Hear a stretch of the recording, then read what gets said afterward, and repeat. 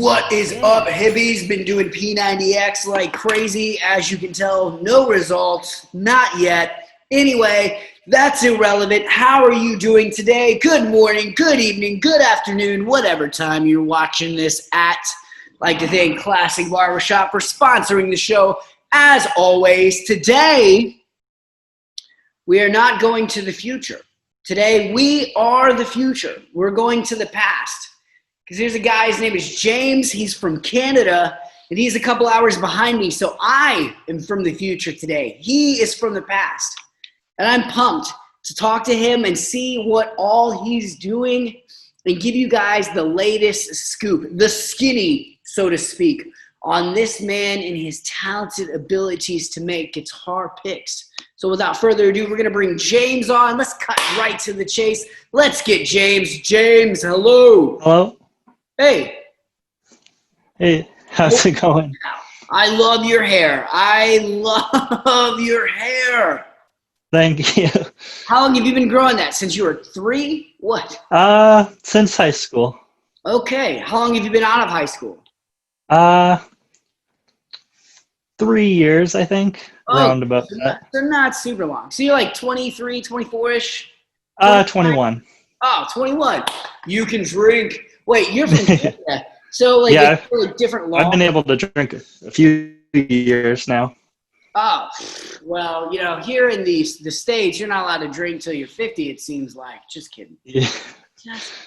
So you're from Canada. You're from the past. I'm currently in the future, correct? Correct. That is crazy. Okay, so all I've told the audience right now is your name is James. You're from Canada. You're from the past. I'm currently in the future. But that's not what we're here to talk about. Not here to talk about time zones. We're here to talk about guitar picks. And you have some company. Tell us about your company.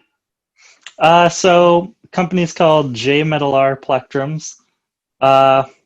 And I just make acrylic picks at the moment and some carbon fiber stuff, and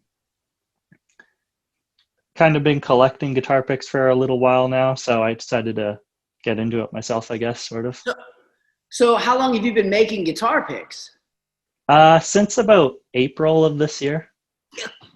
Okay, time out. Listen, everybody I've interviewed so far has been making guitar picks either 1 year or less. That's insane. Yeah, and about March or April, I sort of started getting into it, even though I kind of didn't really have any intention of getting into it. Yeah. I just was sort of going to stay as sort of a guitar pick collector. Everyone always said, hey, you should try making your own. You should make your own picks and all that. And I sort of ignored it sort of for quite a while. Quite a while. Why start collecting guitar picks? What type of guitar picks did you collect? I collected pretty much everything for a while. Like I got like tons of materials here. Like I got UHMWP, I got wooden picks, pretty much every material at this point. Okay, well, collecting.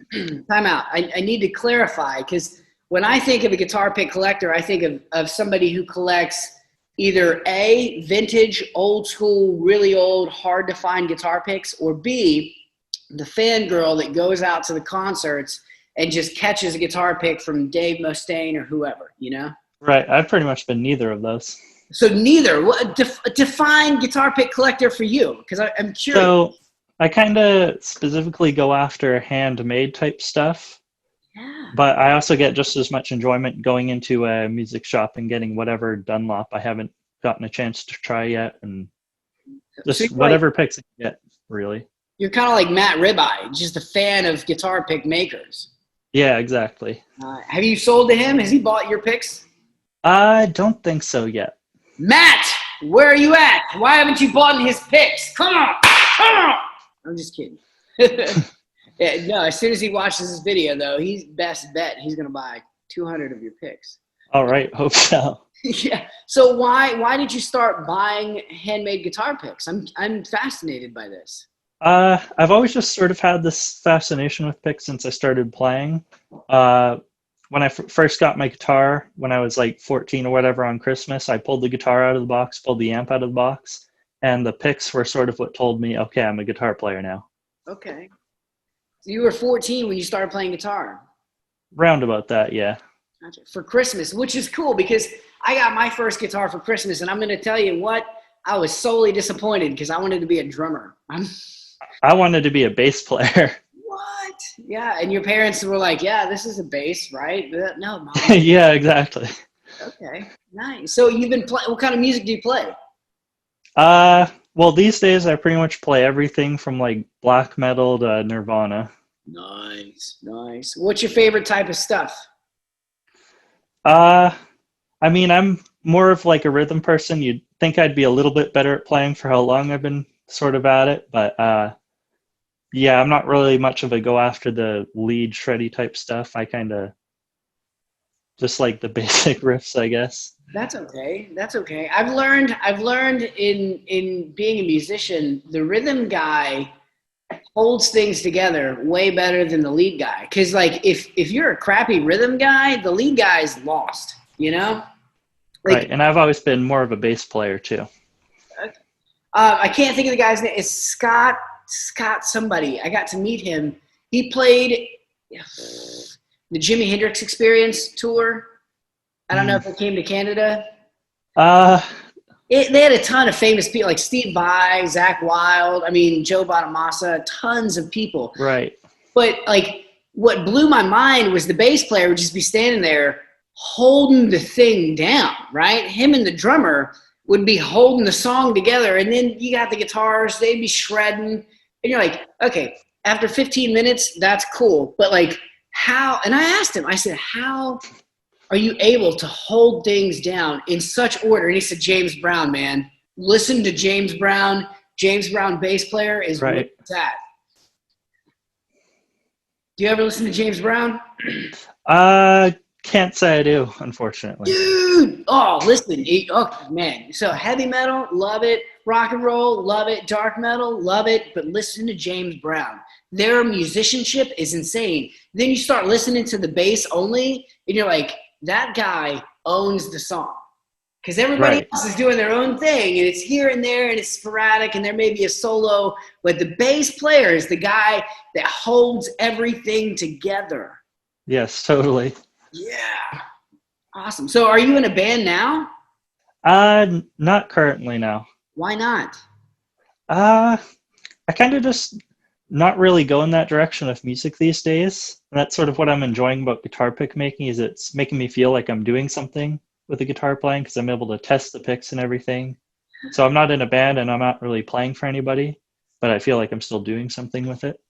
Yeah, so I I agree with you completely because I'm not in a band either. I play in my church, but like I don't play live. I don't go out anywhere. I don't perform gigs like that. Like I used to, but I don't anymore.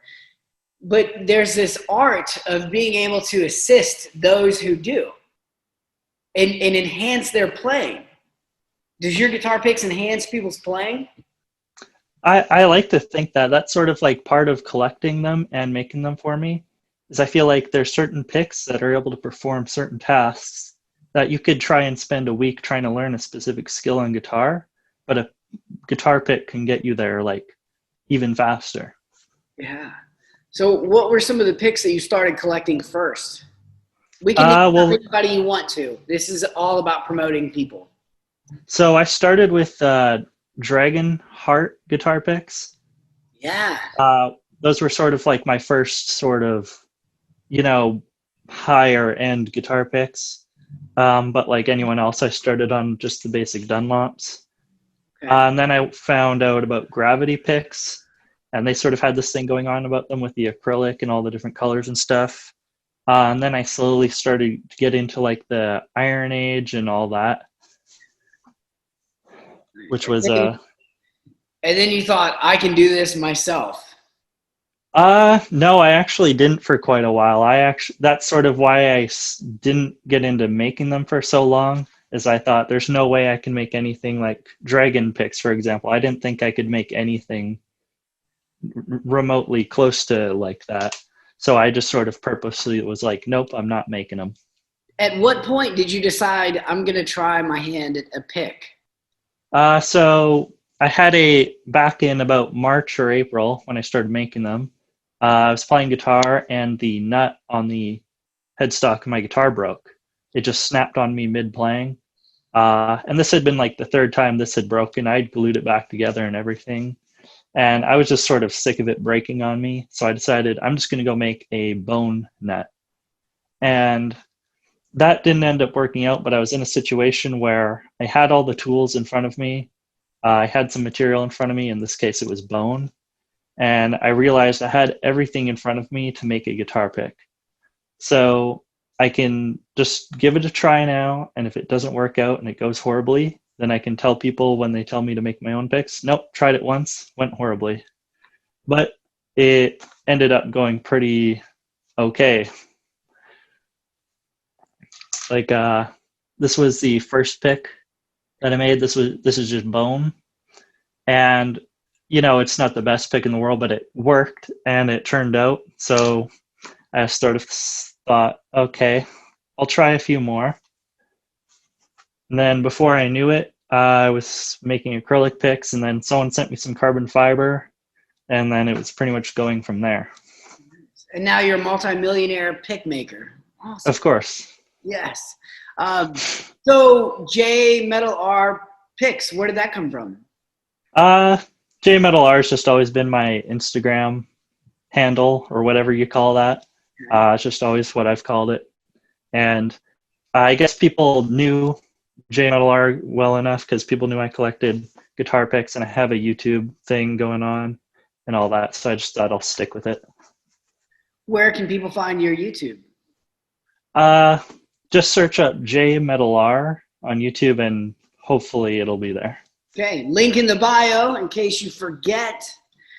Okay, so you started making picks in March, April-ish, yes? Yes. When did you decide to start selling them? So selling them was similar to making them in that I had no plans on selling them. I was like, okay, I'll just make a few and I'll have some that I can say I made in my collection. But I was posting pictures of them on Instagram all the time, and people slowly began to ask, like, hey, where can I buy these? Or like, when are you going to sell them? What are the prices? And that really surprised me. I thought they were pretty okay picks, but I didn't think they were like worth selling, Yeah. But people seem to think so. So in about June, I put the first one up for sale and been selling them since then. Nice. I started selling in July, so I'm just a little bit behind you. And when I started following you, I had no idea that you were just like only a couple months ago. You seem like you've been selling these for quite some time. No, just started. Cool. What type of tools do you use? So I like to think the process is mostly handmade. The only power tool I'm using is a belt sander. Yeah. But I pretty much just like to go at them with a hand file and just sandpaper. Okay. Do you have any type of picks that you want to showcase right now? I mean, the one I'm most proud of is this one here. This is the Ghost. Yeah. Unfortunately, mine didn't show up to you before the interview. That's okay. Because of slow shipping times. But the Ghost is the one that I'm like really proud of. Because that's sort of the one where I've had like a bunch of different prototypes and I've just really been working at it. And I also make this. Yeah. I call this the Vintage now. And it's supposed to be based off of the home plate shape, which the reason I started making that is because I saw so many like vintage guitar picks that were in the shape. Like there's a guy here on YouTube, Joe Macy, who collects vintage guitar picks, and he always has these home plate shaped picks in his collection, but it doesn't seem to be something that's translated into like modern guitar picks. Like you can't walk into a music shop and buy a home plate shaped pick, even though I think there's tons of great qualities about them. So I sort of wanted to qualities. So like they got the square shape, obviously, is what sort of defines them, and I find that just prevents pick rotation entirely. Because as much as I love my Ghost model, even that's prone to some kind of pick rotation or something like that. But when you have like that square shape, you can really get it up against your finger and it just stays there. Can you play with the other two sides? You could, and I suppose I could make a version where I bevel out the corners there. Yeah. But yeah. Try that, because I think it would be like the Dragon picks, like well, not the Dragonheart picks, rather, where they have 3 different places that you can play that provide and produce different tonal qualities. Right, and then Glitch Picks does that. Yeah. Where he's got the 4 different sides on it, Yeah. which I'm amazed he's able to get 4 different tips onto a pick. And you know what is crazy about him is he's just 16 years old. Yeah, I'm always amazed when people younger than me are making stuff even better than me. Yeah, not to downplay you, I 100% agree. One, you're younger than me, so you fit that category for me. And it's cool. I think, where was I at 16 years old? Where were you at? We weren't making guitar picks. We weren't. I can't imagine making a pick at 16. I know, and this kid has been doing it for quite a while. Yeah, exactly. Props to him. Props to him. I find that super fascinating that somebody can go out at a very young age and figure out not necessarily what they want to do with their whole life, but make a business that sustains them throughout high school, then throughout college, and then so forth, you know? Yeah, and he's not like he's making just a jazz 3 like everyone else is. He's like making something like you can't look at a glitch pick and think that it looks like anything else at all. Yeah, and he's phenomenal. If you've not heard of Glitch Picks, you need to go check him out. There'll be a link in the bio. Please go check out his work. His name is James. Very talented young man. I'm super jealous because at 16 I was doing stupid stuff. I was not interested in making guitar picks. So yeah.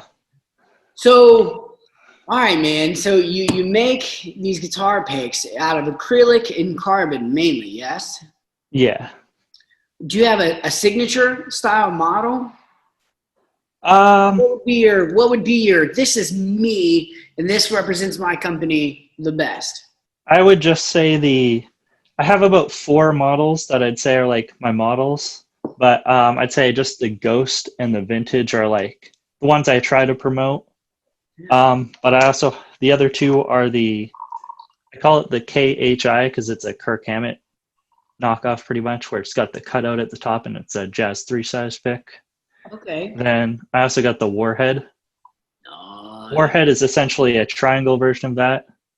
So it's a triangle pick where I just put a cutout at the top so you can grip it a little bit better. Nice. And does that provide different playability in the grip? Sort of. That little notch, it really gets into your skin there and gets into your finger. And it does the same thing sort of that the square shape on the Vintage does, where it really prevents that pick rotation.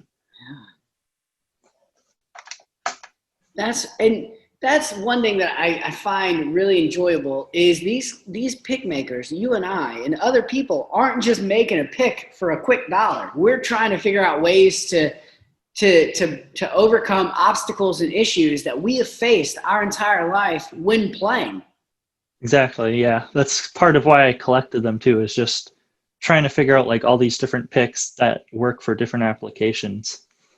Do you have a favorite pick that you've bought or purchased that you're like, I love this. This is by far my favorite? Definitely 2 of the main ones are like the Dragon pick from Chris, and then this one's from Vintage Blues on Instagram. Oh yeah, they make those 2 are just like kind of perfect. Yeah. But then like what my favorite one to play with sort of is this one, which is kind of a bigger one. This one's 10 millimeters. And this one's made of acrylic. That's from Sweeney, I think it's pronounced. Okay. I've not heard of them. I don't think he's been making them recently. Oh, okay. So is it older? About a year or so. Okay. Cool. Very cool. So have you thought of this? Because as we discuss picks and even your vintage pick, have you thought about this? When we watch videos from John Tron Davison of Heavy Reppin', and we learn about the history from Will Hoover in his book, and we Right. learn about vintage picks. Have you at any point ever thought, I may be in the category of vintage pick makers one day? Have you thought about that? Like when we're 90 years old, I've some sort of thought like, because my picks, it's amazing how far my picks have gone in the world. Like so quickly, like I've sold picks in Europe and the States and all over at this point. And it's interesting to like wonder like in how many years is somebody going to pick that pick up that I sold that person in Europe and wonder where that came from and want to know more information about it. And if like one, like say when we're 90, is someone going to be using this? Is someone going to pick this up and say you can't play it because it's vintage? yeah. I was thinking about that the other day. I watched John's latest video and I thought, am I in that category? And I don't think anybody back then thought that either, you know? They were just guys who were making picks and trying to figure out ways to do what you and I are doing. But now we're in a new era, you know? Right. And we're sitting here going, okay, how can we make this better? How can we make that better? And then, you got, what is that, Chinese? What is that? Oh, yeah! I saw a picture of that. Yes. That's a nice coffee mug. Where did you get it? I'm jealous. This was just a Christmas gift. Nice. I got my coffee from hell mug going today. Yes, I like that. So I got to tell you this, okay? This mug I stole, sort of, okay? Stole. I did, sort of. So I worked at a radio station for 17 years, okay?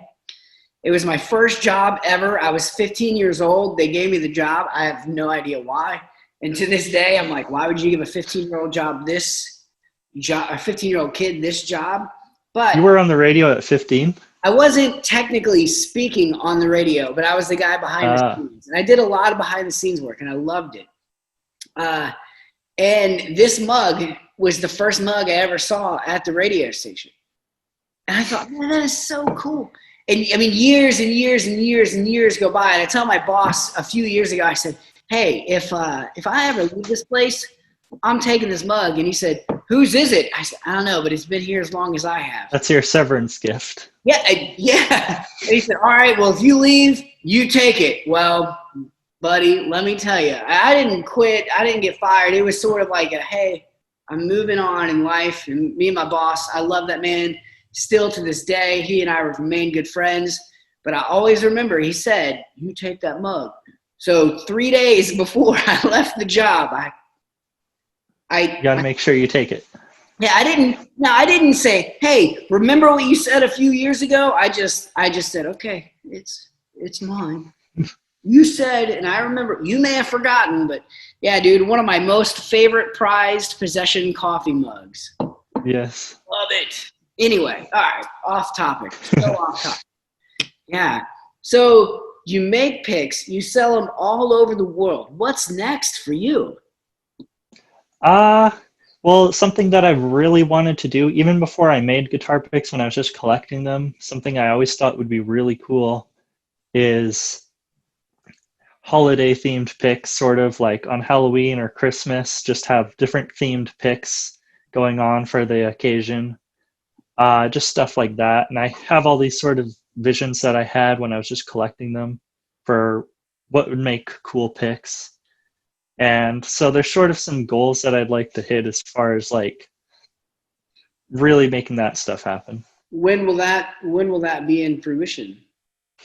Hopefully soon. Hopefully by the time people are watching this interview, maybe I've had some holiday themed picks or something like that going on. Because in my head, I've already got 1,000 ideas for you, man. I see the Yeah. tree shape pick, with just some zigzags going through it. Right. I see. Well, I already got some material ready for Christmas time that I've set aside. Oh, so by the time people watch this video and they're thinking a Christmas gift for my nephew who plays guitars, they reach out to you for the Christmas edition JMetalR Pick Christmas edition. Yes. That's awesome. That's the sort of stuff I want to do. Is I want to do like special stuff like that, or I'm even just excited for like when I get to do like Black Friday sort of sales and like that. That stuff excites me. Which Black Friday is coming up, here in a few weeks. Yeah, exactly. So, yeah. Do you want to tell people what type of deals you're doing? Don't really got that stuff worked out quite yet. Okay.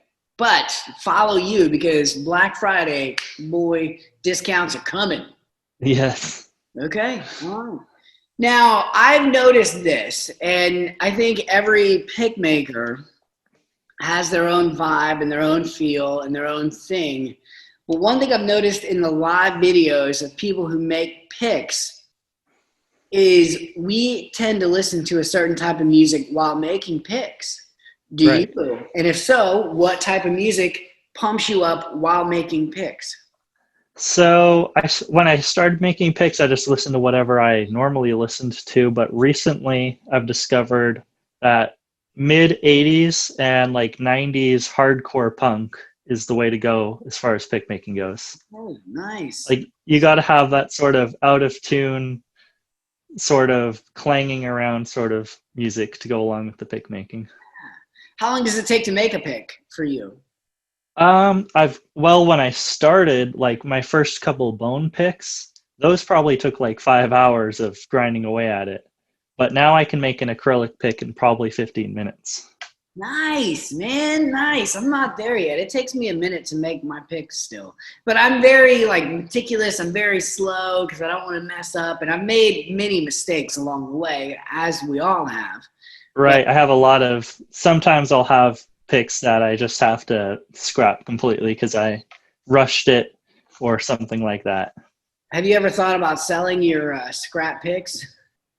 No, but I do have a recycling bin next to where I make picks that I just sort of dump them all. So one day I'll dig all those out and have a look at the screw ups. But I do have a sort of system where Jazz 3s are pretty tiny, obviously. Yeah. So if I'm making a vintage and I screw the vintage up, say the tip of it is no good, you can just make that into a Jazz 3. You can just saw the tip off that.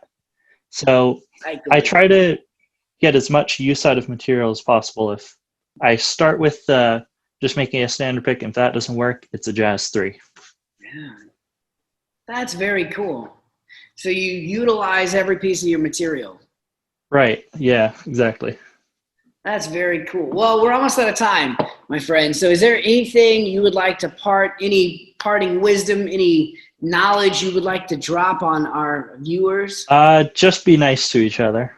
Just be nice to each other. Yeah, so speaking of that, you are a defender of the underdog, so to speak. Every time I get online, I see you standing up for people who may or may not have a voice, standing up for people in particular situations, offering help and assistance. I know one day you mentioned the suicide prevention line, and you Right. said, if you are thinking about anything, contact me personally. I will chat you out of this.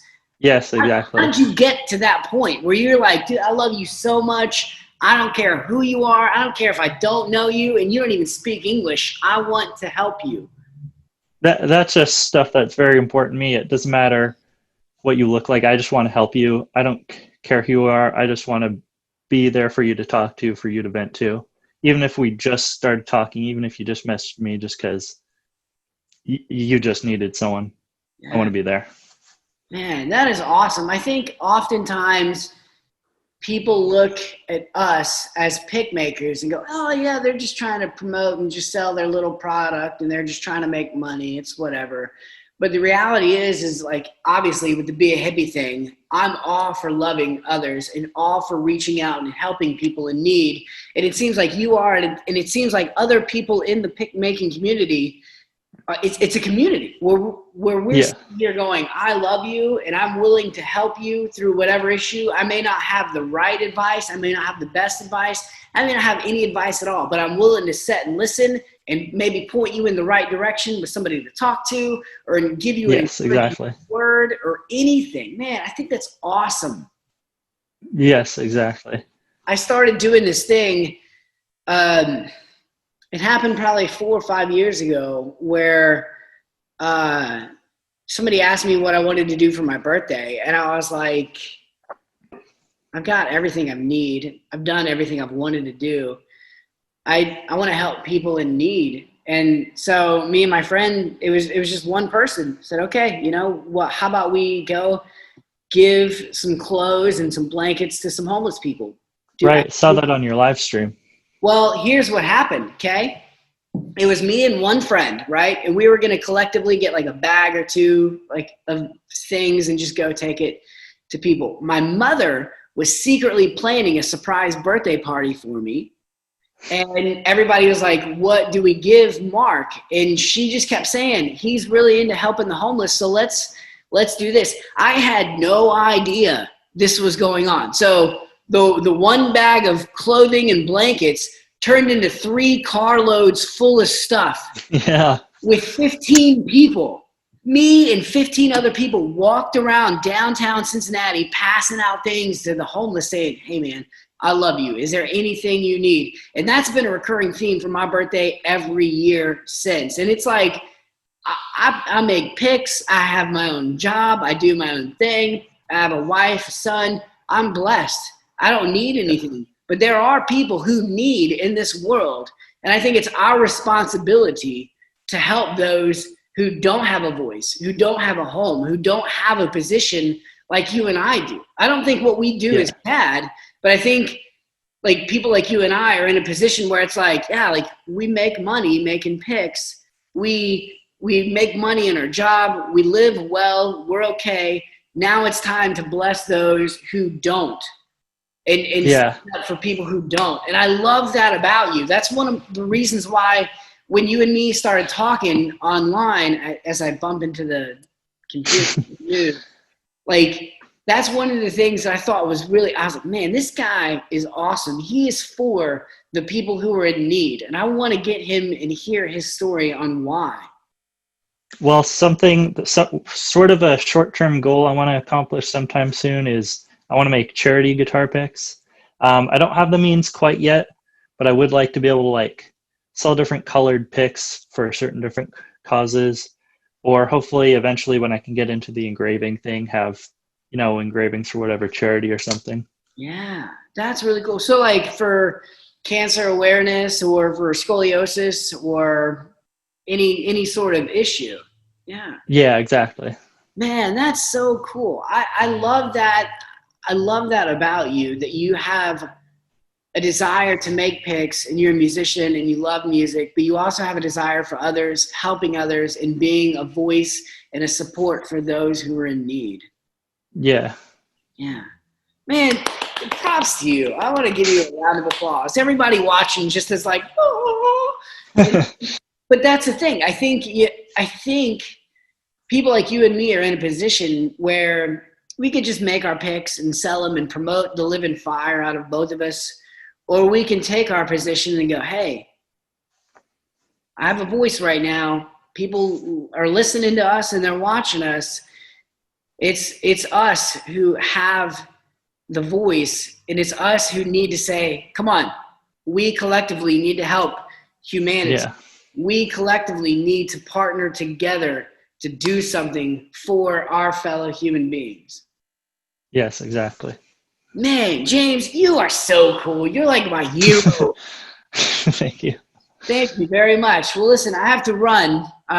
It was very great to chat with you. And where can people find you again? Just check me out on Instagram at JMetalR_Plectrums or on YouTube at JMetalR. Awesome. Awesome. There will be a link in the bio, ladies and gentlemen. And James, thank you very much. You have a great day, and I'll talk to you soon, okay? Sounds good. See ya. All right, brother. I'll see you later. That was James. And what's cool is even my shirt says it all. There's hope. There's hope for life. Even though the shirt may be really old, that's okay. There is hope for humanity, but that falls on people like you and me and people like James. And he and I are in positions where we can rally together and get people to stand up with us and do something for those who are in need. I don't care what the need is. If you need a meal, call us. We'll Venmo you money to go buy some food. If you need a room for the night, we'll order you a hotel room. We don't care what the issue is. We're here to help humanity. We're here to help those who are in need. And if you are in a position where you are not in need and you want to help others, get in contact with James and I, because James and I both love people enough to want to help others in need. This interview is great. I'm very proud of the interview that I just got to have with James, but also need to bring it home to say, hey, you can do something too. And whether you want to make a guitar pick, whether you want to make a bolt or a nut or whatever for a guitar, or whether you want to help people who are in need, I think if you look deep inside yourself and think about where you are, where you're located, and who your surroundings are, you'll find people who are in need. And I think you're more than capable of knowing how to help them. And I'm not saying give them every single bit of money you have. I'm not saying to go out and waste and give away every single thing you own. But I am saying go help them in some small way. Whether that's buying them a hamburger from McDonald's, whether that's giving them a hug or a blanket, or just saying, hey man, hey girl, I love you. I want to take the time to listen to your story. I think that's the important thing that James and I have honed in on and understand and are aware of as we make our picks and as we have a platform to make picks. We know how to bring it back and say, ultimately, we're blessed. We're here to serve and help and support our fellow humans who are in a position where they may need something. We're here to figure that out. And if it's beyond or above our abilities, we know who to go to. We know who to point, this person, that person. Go see this guy. Go see this lady, because they will help you. And I'll be 100% honest. There are positions and people and places that I have no idea what they're going through, and I cannot relate. And that's fine. But I know people who can relate and have been in those situations. I've been in my own situations in life. I've dealt with my own crap. I've overcame things through Jesus. I can't take credit for that. I'm going to be 100% honest there. But I have moved past certain issues and addictions and habits in my life to be in a better position where I can help those who have not, who have nothing, who have less. Because ultimately there's hope for those in need. Listen, I love you. He loves you. Classic Barbershop loves you. If you ever find yourself in Williamstown, Kentucky, come here. You can buy Hippie Picks, or just get your hair cut, or hang out. There's guitars right there. You can come jam. I don't care. We have Hippie Picks for sale here. But ultimately, at the end of the day, you need to know that you are loved. And that you are in a position where you can love others too. I hope you have a great day. And as always, be